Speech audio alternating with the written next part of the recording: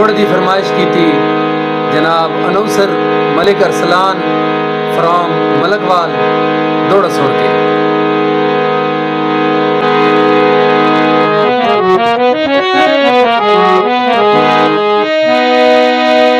तेरा ठीके जागे ते ना चले गए,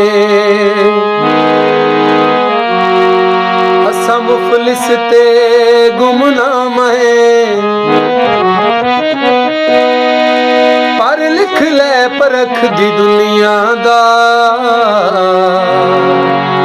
ओए असिया पपना पैगाम है।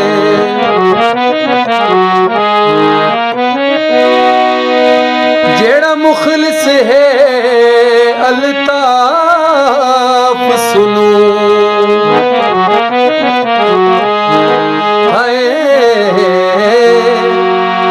असा कर दे पेश सलाम है, वैसे ना कहीं दी मलकियत ओ ना कहीं दे यार गुलाम